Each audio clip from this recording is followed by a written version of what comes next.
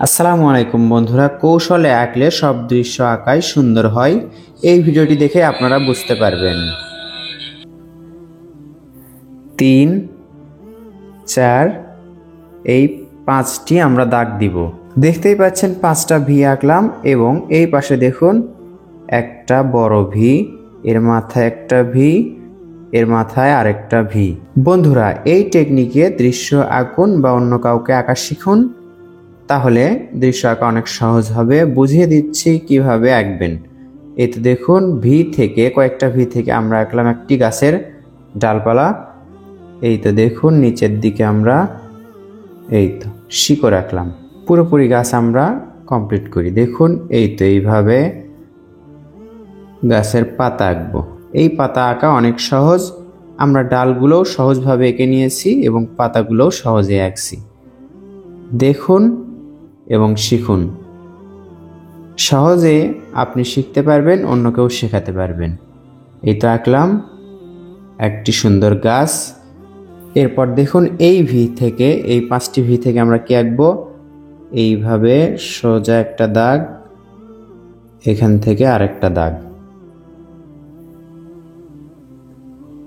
দেখুন, এবার এখান থেকে এটার সাথে লেগে দিব, এটার সাথে এটা লেগে দিব। আবার দেখুন এটার সাথে। এই তো সবগুলো নিচের দাগের সাথে আমরা লেগে দিব। এবার দেখুন, এখান থেকে একটা ডাল বের করে দিব, এখান থেকে একটা ডাল বের করে দিব, এখান থেকে একটা, আমরা আঁকবো এটা কলা গাছ, এখান থেকে একটা। এবার আবার দেখুন, এখান থেকে এইভাবে একটা। এই তো শেষ। এই যে দাগ দেখতে পাচ্ছেন, এখান থেকে এইভাবে হালকা করে নিচের দিকে দিব, এটা থেকে আবার দিব, আবার এটা থেকে দিব, আবার এটা থেকে পাতা আঁকবো আমরা।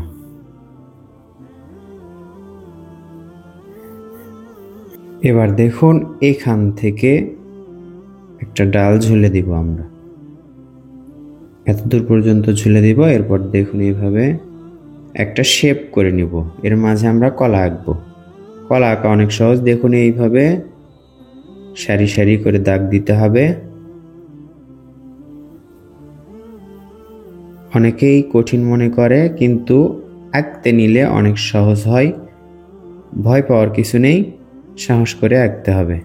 এরপর এখানে 2টা দাগ দিয়ে দেখুন, এর মাথায় এইভাবে করতে হবে, তাহলে কলার কাঁদি আঁকা হলো। এবার কি করতে হবে? এই বরাবর একটা সোজা দাগ দিতে হবে। আমরা সোজা দাগ দিয়ে দিব এই বরাবর। এবার দেখুন, এখান থেকে একটা দাগ, এই তো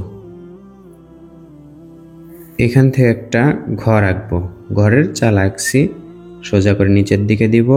এই তো এটা একটু বড় করে দিব, আবার এটা ছোট করে দিয়ে এটার সাথে মিলে দিব। এখানে আমরা জানালা আঁকবো, এই পাশে দরজা আঁকবো। একটা ঘর আঁকলাম, এই পাশে আমরা আরেকটা ঘর আঁকবো। এই তো একটু অন্যরকম করে আঁকবো। এই দাগের সাথে আমরা আঁকছি, এতে করে আমাদের সুবিধা হচ্ছে। এরপর দেখুন, এখানে আরেকটা ঘরের চালা এঁকে দিলাম, এই তো একটা দাগ দিলাম। এবার আমরা এখান থেকে এইভাবে সাপের মতো করে বাঁকা বাঁকা দাগ দিব।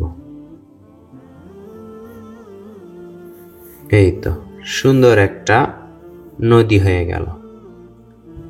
এই নদীর পাড়টা আমাদের ডাবল করতে হবে। দেখুন, এখন পর্যন্ত এখানে কোনো রাবারের ব্যবহার হলো না।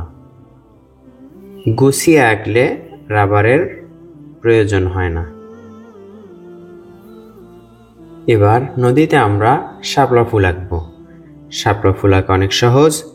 দেখুন, একটা ডব্লিউ করে নিলাম, একটা ডব্লিউ আঁকলাম, আবার এখানে একটা ডব্লিউ আঁকলাম।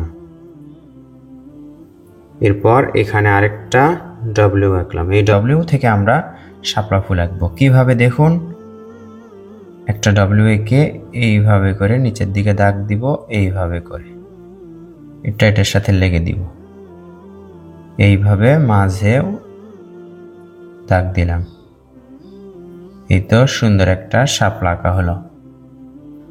আবার দেখুন আরেকভাবে দেখাই, এভাবে এটার সাথে লেগে দিলাম, এটার সাথে লেগে দিলাম, এর মাঝে এম আকৃতির,